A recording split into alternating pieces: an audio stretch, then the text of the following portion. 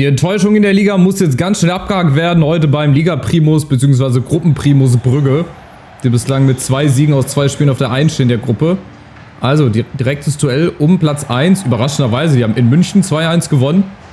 Wir haben halt in der Liga gegen Parma uns mit dem 1-1 so ein bisschen, ja, selbst geschlagen, würde ich fast sagen. Deswegen heute nächste Chance mit ein paar kleineren Veränderungen.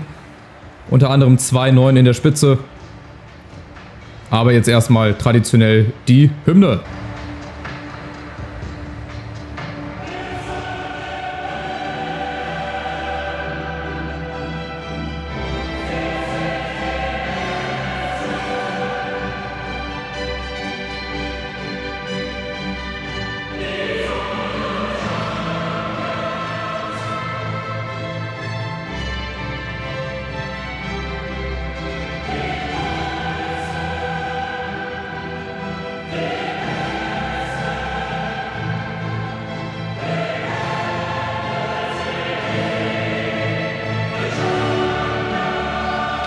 Und dann bin ich mehr als gespannt, ob Brügge das auch auf dem Platz zeigen kann.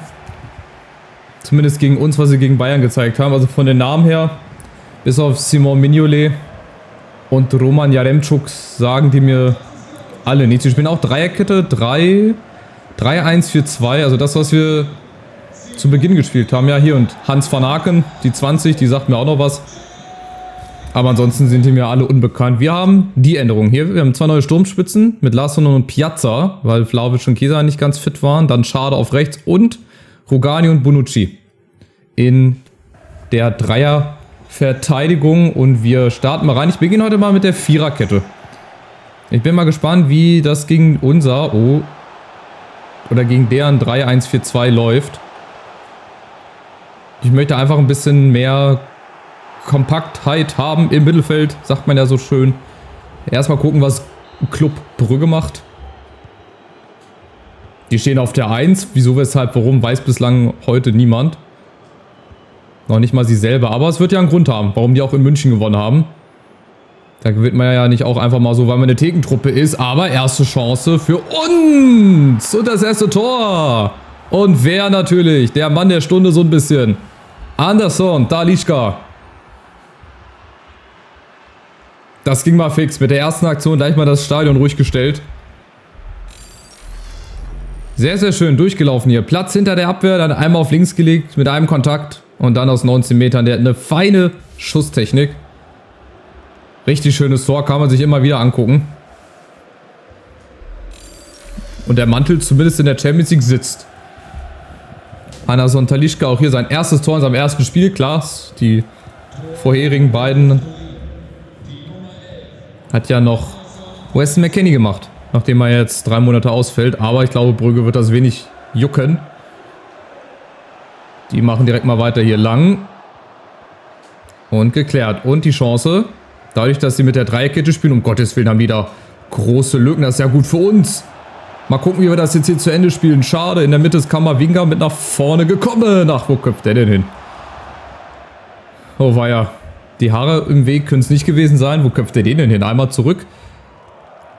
Das war natürlich auch eine Brettflanke, ne? Aber aufs Tor zumindest kannst du den bringen. Aber bislang geht die Taktik voll auf. Dadurch, dass sie halt hinten mit 3 Mann spielen, weder so eingestellt haben, dass die 3 vorne plus der eine Stürmer in dem 4-2-3-1 mit nach vorne kommen, haben wir wirklich viel, viel Platz, besonders auf den beiden Außenbahnen. Und das könnten wir ja eigentlich, ein bisschen konsequenter auch nutzen. Hoffentlich, schauen wir mal. Ja, Brügge kommt über Jutla. Da hat Bonucci ein bisschen geschlafen. Oh, der ist natürlich nicht mehr der Schnellste und nicht mehr der Jüngste. Aber auch er aufgrund dessen, dass die anderen nicht fit waren, musste Bonucci heute mal ran. Das sieht bislang richtig gut aus. Feiner Pass auf Schade. Und jetzt ganz unten, wenn er Larsson da sieht. Ja, aber die Flanken, die kann ich eigentlich vergessen. Selbst mit einer L1-Flanke wäre das nichts geworden. So, mal ein bisschen Ruhe hier. Ein bisschen aufbauen mit der Viererkette. Auch da können wir es breit machen. Gerade hier über die beiden schnellen Außen. Und zur Not kommt Alaba. Ach, was war das denn? Missverständnis. Ich dachte, Alaba läuft durch, dann hätte er ihn gekriegt.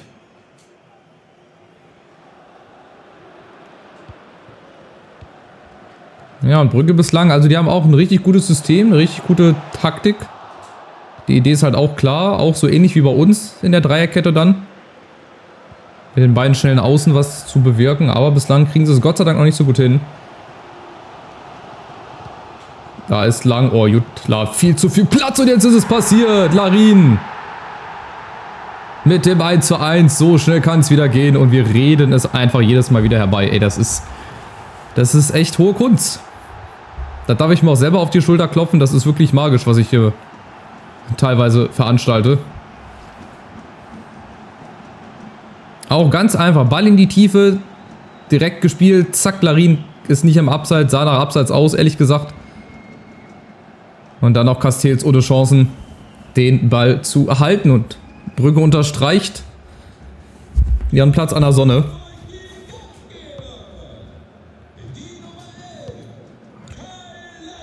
Auch sehr interessant, dass in einem belgischen Stadion ein deutscher Stadionsprecher ist. Pff, das ist natürlich auch wieder Masterclass von EA. Dann lasst ihn zumindest Französisch reden oder keine Ahnung oder Holländisch oder so, aber Deutsch? Naja, weiter geht's. Komm, beschäftigen wir uns nicht mit irgendwelchen Stadionsprechern, sondern mit unseren Spielern hier. Pogba. Guter Schuss vom Capitano. Hat ja diese Distanz drauf, ne? Die Euro 2020 gegen die Schweiz, ihr erinnert euch. Sensationelles Tor damals in Bukarest gegen die Schweiz. Ein Sahnetor. So, aber wir sind eigentlich besser hier. Foul, aber Vorteil, ist okay. Aber es steht halt nur 1:1. Das ist das Problem. Es steht nur 1:1. Aber das steht nicht mehr lange, bin ich ganz sicher. Wieder unten Talisca. Oh Gott. Völlig verrutscht, egal. Kommt Larsson ran. Kamavinga, wieder Pogba, der jetzt ganz, ganz viel Bälle hat und Kostic. Platz. Muss sich einer fallen lassen, ja. Larsson kommt da ran und Pogba abgefälscht. Wir legen uns Brügge zurecht. Das ist okay, sieht gut aus. Aber wenig Zwingendes noch irgendwie. Piazza. Oh Gott. Gegen den Gegner wird Glück gehabt. Wieder Piazza, gute Bewegung. Kamavinga außen ist schade. Und da ist nochmal Kamavinga abgefällt. Und jetzt Talisca per Fallrückzieher. Ja, schönes Ding. Ich sage ja, Brasilianer. Egal, ob das Anderson Talisca ist oder David Luiz oder irgendein anderer Quoten-Brasilianer. Mit dem Ball umgehen können die alle. Selbst ein Caio bei der Eintracht, der damals viel zu viel Gewicht hatte. Oh ne, jetzt haben wir eine Verletzung. Nein, Kamavinga. Ey, ich fress einen Besen, ey. Das kann ja wohl nicht angehen. Warum denn? Beim Zweikampf wahrscheinlich? Oder irgendwie beim Aufkommen? Oh, das sieht nicht gut aus. Der hält sich das Knie, der hält sich den Kopf. Ferndiagnose will ich gar nicht stellen. Ah, shit, ey. Naja, aber gut, dass wir Zakaria haben. Das wird also wohl der nächste verletzungsbedingte Ersatz. Nach Weston McKennie fällt uns also auch noch der Kamavinga aus. Jetzt darf aber nichts mehr passieren, weil... Obwohl, ich habe noch Rabiot, ich habe da Hut. Also... Das natürlich... das sah schmerzhaft aus. Das sah sehr, sehr schmerzhaft aus. Darf ich das gerade nochmal sehen? Mich interessiert das gerade mal, wie die Fußstellung war. Ob da irgendwas merkwürdig war. Dazu müssen wir ein bisschen weiter zurückgehen. So, zack, zack, zack, zack. Hier beim Zweikampf. So, also erstmal hier. Schöner Ball eigentlich. Und dann ja, sieht das Bein wahrscheinlich... sehr, sehr komisch aus. Das dreht sich hier schon weg. Oder? Warte mal. Wieder typische EA-Animationen. Obwohl, geht eigentlich. Springt eigentlich über ihn drüber. Ich dachte, das Bein fliegt jetzt irgendwie so 10.000 Mal in die Luft. Ringsherum. Aber so war das gar nicht. Schade. Wird fehlen. Aber Zakaria macht das auch. Der kommt mehr über seine Physis. Dann ist jetzt Paul Pogba so eher einer, der übers Feine kommt. Das ist natürlich bitter. Ich vermute mal auch so ähnlich wie Weston McKennie Saison. Ne, nicht Saison aus, Hinrunden aus auf jeden Fall. Der war ja eine ganz andere... abseits eine ganz andere Animation. Aber bei McKennie hatten wir es ja erst hinterher. Der hat ja nur ein Kreuz im Spiel, hat ja weitergespielt. Kamavinga nicht. Also denke ich mal, wird das Diagnose mindestens mal ein halbes Jahr. Fällt er weg. So, jetzt wieder Fokus hier aufs Spiel. Rugani kommt nicht ran, aber dafür Philipp Kostic. So, Larsson, was macht er? War alleine gegen alle. Talisca nochmal vor der Pause. Wäre doch so schön. Hat gegen Parma auch gut geklappt. Nee, so einfach nicht. Brügge ist dann schon nochmal merkwürdigerweise ein anderes Kaliber als Parma. Und bislang 1-1 und das machen sie gut. Am Anfang richtig viel Druck gemacht. Verdient 1 zugeführt, aber dann haben wir es irgendwie wieder schleifen lassen und Brügge kam immer besser rein. Guck mal, das ist halt unglaublich, wie viel Platz wir da hatten. Und dann schön gemacht. Erster Kontakt sitzt und der zweite noch besser. Bayern unentschieden wäre auch okay, wenn wir schon nicht gewinnen. Tja, oder gehen wir auch wieder auf Dreierkette. Wir können eigentlich auch wieder auf die Dreierkette gehen. Ich wollte einfach mal ausprobieren, wie sich das so macht. Ob das irgendwie eine Veränderung bringt. Wir machen jetzt auch mal Dreierkette, so eine ähnliche.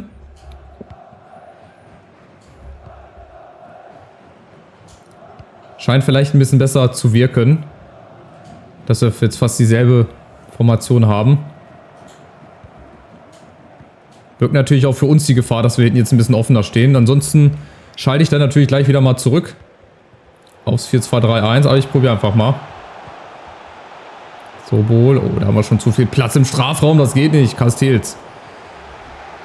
Das geht natürlich nicht. Wenn er so schon anfängt, dann kann ich gleich wieder zurückstellen. Und Brügge. Die wittern jetzt Luft. Achtung, Larin. Nächste Chance für Brügge. Und der knallt in den Winkel. Und das 2-1. Boah, was für ein Tor. Muss man einfach neidlos anerkennen. Das war ein Strich, ein Strahl. An der Schnur gezogen in den Winkel. Das kannst du schöner nicht machen. Durch Ferran Jutgla. Jutgla. Mit links oben rein. Das Tor würde er sich einrahmen. Wahnsinn. Ein Strich. Wie ein Gemälde.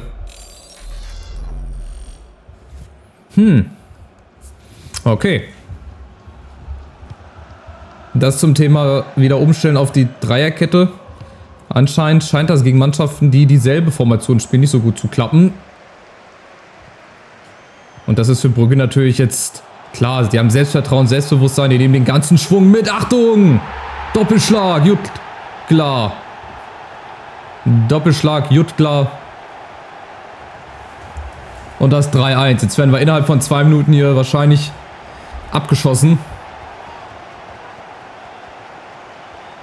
Das geht halt nicht. Das darfst du nicht kassieren. Das ist zu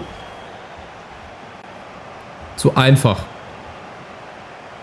Hier, kommen wir nicht in Zweikampf rein. Dann ist Jutgla völlig alleine. Da ist gar kein Gegenspieler. Der darf schalten und walten, wie er will. Castells, ja, ist eine blöde Situation. Rauskommen oder nicht. So knapp vorm Fünfer. Tja, also wieder zurück auf Viererkette. Dann war dieses Experiment in dem Spiel wohl leider nicht erfolgreich. Bislang schade.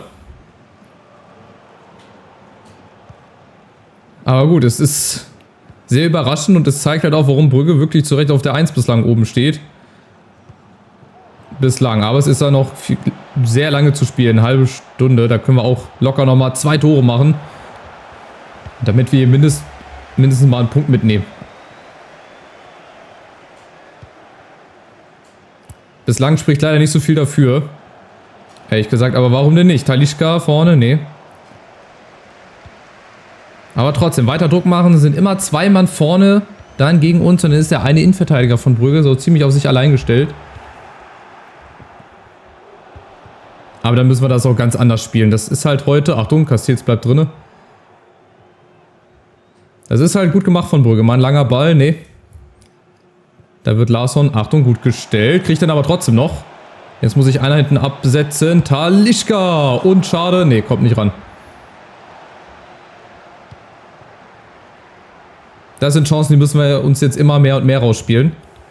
Weiter über die Außen auch jetzt wieder mit der Viererkette spielen wir ja jetzt.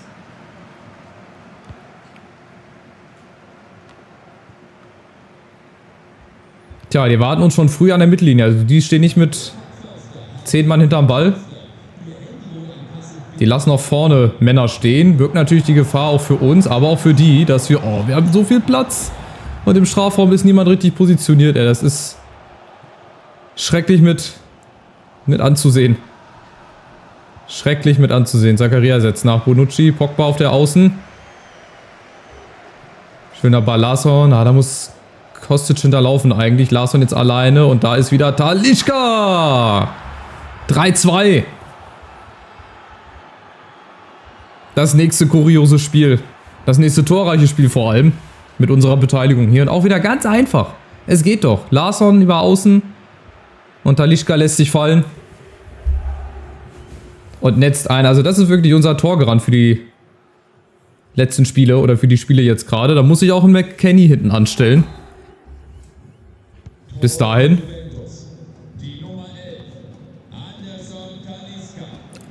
Ja, also Talisca, der hat gerade sehr viele Argumente dafür, dass er, auch wenn McKennie wieder fit ist, nicht auf die Bank geht. Und noch ist ja Zeit. Noch kann Piazza vorne auch mal ein Tor machen oder mal eine gute Aktion zeigen. Piazza. Das zeigt halt auch, warum wir vielleicht nochmal einen Stürmer brauchen. Weiß ich nicht. Und Piazza dann dafür abgeben. Ich muss mal auf der Reserve gucken, wen wir da noch haben. Aber ich glaube, da hatten wir wenige Stürmer. Da hatten wir viele Mittelfeldspieler. Viele Verteidiger. Aber für den Sturm hatten wir, glaube ich, so recht niemanden mehr. Aber noch ist das Spiel ja noch nicht vorbei. Larsson wieder über außen, der gefällt mir auch richtig gut. Hat Belebung reingebracht und Talisca ist ja vorne. Ah, schade. Wird gut gedeckt.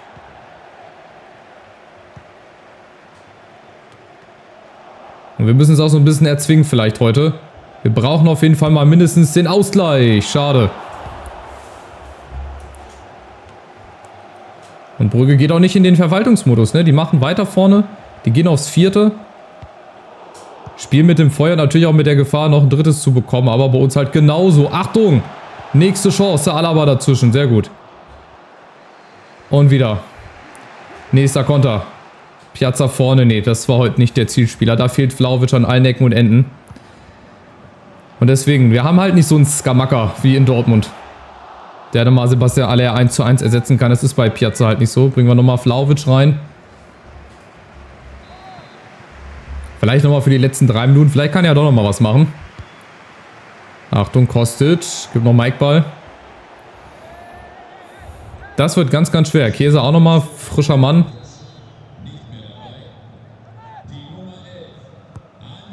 Und die spielen es jetzt hier kurz aus. Die gehen natürlich, ja, nicht zur Eckfahne. Die spielen das so aus. Achtung. Brügge kommt und Castells. Rettet hier wirklich, was zu retten ist. Aber am Ende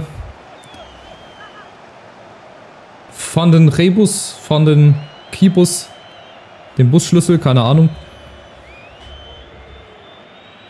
Auf jeden Fall schleiche ich mich mal weg hier mit Kostic, um vielleicht nochmal einen Konter zu starten. Warum bleibt der nicht vorne? Warum bleibt der nicht vorne? Weil sich Chiesa jetzt den Ball holt. Und jetzt kommen alle gegen Chiesa. Catch me if you can. Und vorne ist Larsson. Der muss sich jetzt gut positionieren. Das ist die letzte Chance. Er läuft weg. Chiesa alleine. Muss er machen. Aber nochmal, eine Chance. Nein, kriegen wir nicht. Und somit die erste Pflichtspielniederlage. Bei Brügge 3-2 am Ende dann nochmal. Ein paar Chancen rausgespielt. Aber Larsson gerade, der darf da nicht weglaufen. Der muss an den ersten Pfosten oder an den 5er. Aber der rennt irgendwie raus aus dem Strafraum. Naja, verdient auf jeden Fall. Noah Lang, der beste Mann wahrscheinlich. 0 Versuche, 0 Tore. Am Ende steht leider die erste Niederlage und somit dann erstmal Platz 2 bzw. Platz 3 in der Gruppe. Tja, auch wieder mehr Schüsse gehabt. Brügge hatte 5, macht 3 Tore. War halt diesmal die konsequentere Mannschaft. Aber es hat auch wieder Spaß gemacht. Ein Spiel, was hin und her ging. So Spiele liebe ich einfach.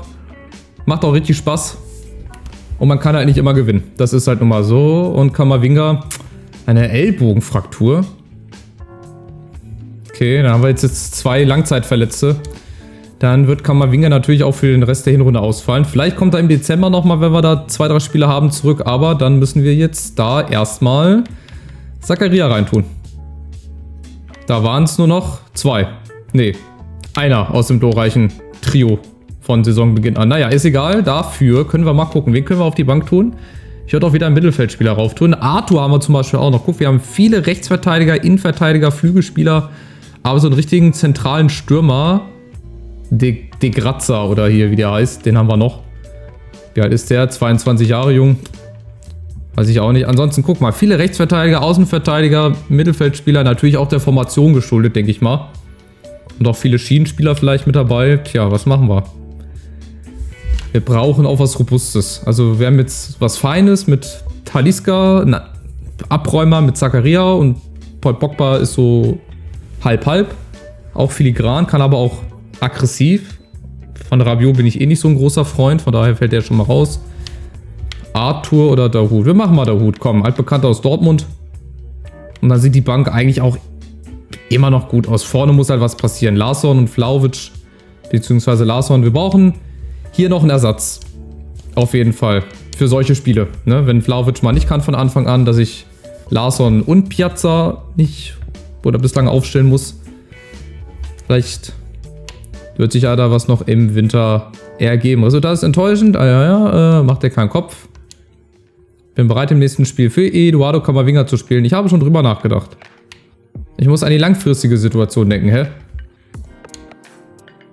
Das heißt, er würde dann irgendeinen jüngeren Spieler aufstellen. So, wie sieht es hier aus? 4 Punkte Rückstand für Neapel und Inter. Rom kann auf 2 Punkte rankommen. Also es spitzt sich zu. Und gegen Rom sind wir gut, wenn wir da wieder mal gewinnen. Also, macht's gut. Danke fürs Zuschauen. Lasst ein Like und ein Abo da. Bis zum nächsten Spiel bei AS Roma. Ciao, ciao.